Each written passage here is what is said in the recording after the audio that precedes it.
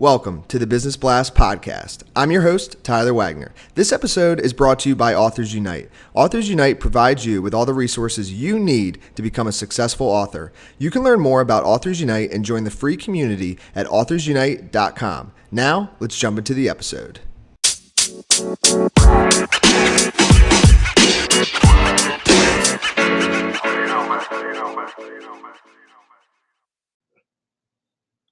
All right, everyone. Welcome back to another episode of the Business Blast podcast.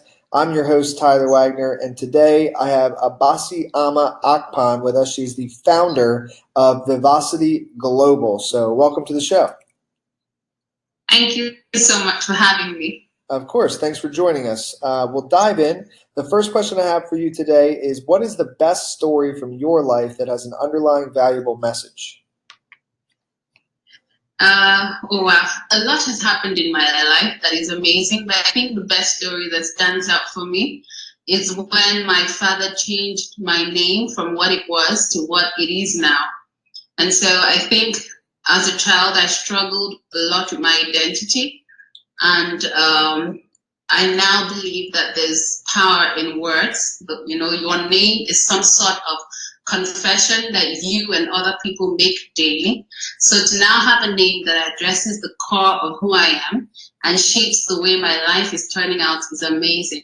So the underlying message there, valuable message there, is the power of words.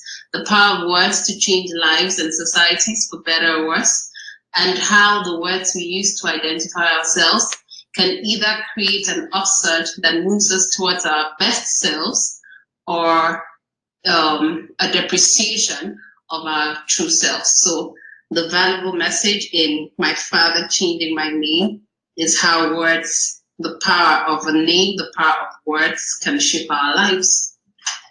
And what is the most valuable piece of information we should know that's within your expertise or industry? All right, so we are in the process of setting up a conference events company.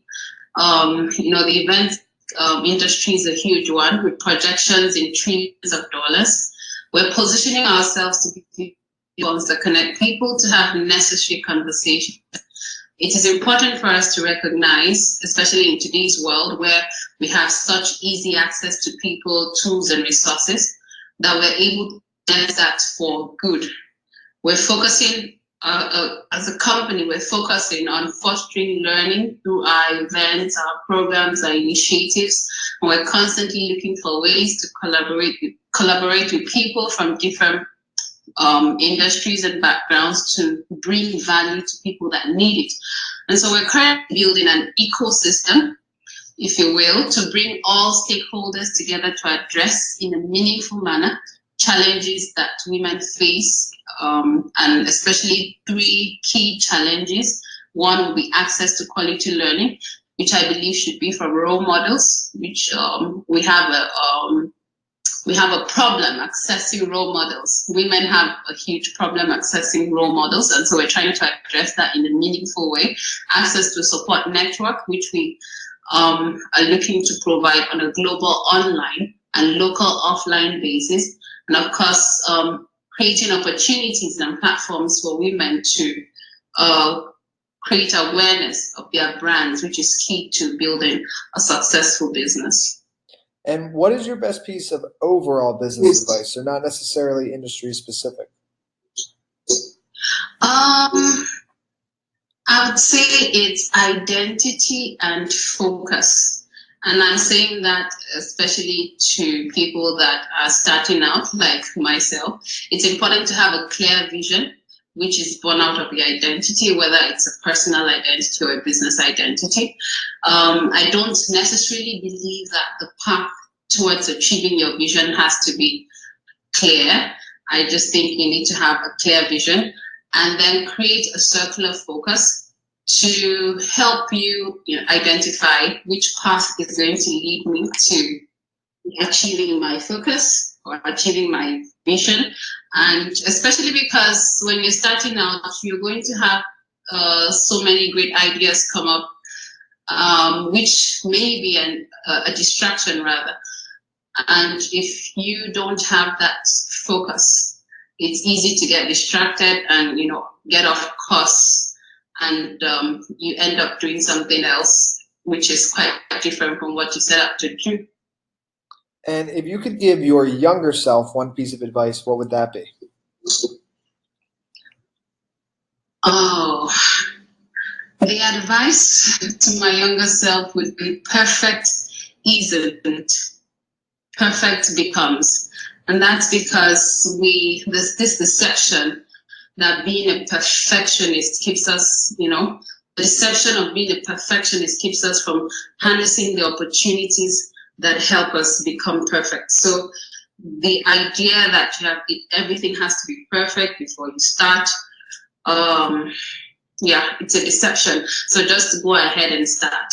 Do what you have to do now. And then in the process of doing, in the process of learning, in the process of trying, you become perfect. So the advice to be perfect isn't, perfect becomes. And in your opinion, what is the key to happiness? The key to happiness for me, I would say happiness is discovered in the pursuit of yourself. We spend so much time pursuing other people. We don't spend time discovering ourselves.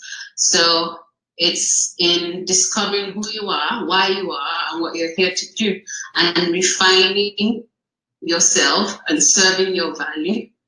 That is happiness. Your identity is your purpose, living a life of purpose that brings that sense of fulfillment. That to me is happiness. And what is the best book that you've read, and what was the number one thing you learned from that?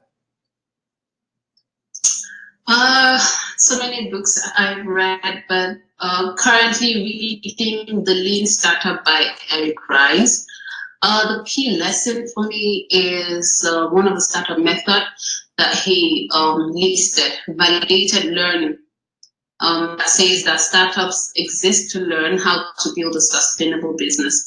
And that is amazing, because that is one of the things we have set out to do or to achieve with the network we're building the support network we're building for women, working to empower women to build sustainable businesses. And the valuable lesson from that book is the idea that no matter how big you get as a business, as a company, to maintain that startup way of thinking, that mindset, that's a valuable lesson. And what is your favorite quote and why? My favorite quote would be one of the works of Shakespeare. To thine own self be true. I think I'm obsessed with the idea of identity. So I know that statement has a lot of implications and nuances and different interpretations, but I'm going to take out that phrase and apply it to the context of identity. Discovering who you are and why you are, and embracing yourself as an important part of the world, as opposed to trying to be someone else or do what is termed as popular. Understanding that we are each a small part of this global ecosystem, put here to contribute our parts to moving it forward, and to work at refining ourselves in our quest to achieve that purpose. That's my favorite quote. To thine own self be true. Yes, I love it. Thank you so much for coming on. The last question I have for you before we let you go is, where's the best place for people to find you online? All right, so you can find me on LinkedIn as Abasiama Akpan.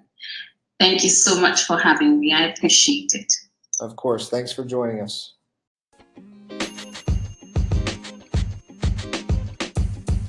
The podcast you just heard was recorded with Anchor. If you want to make your own, download the Android or iOS app completely free from anchor.fm/podcast. That's anchor.fm/podcast.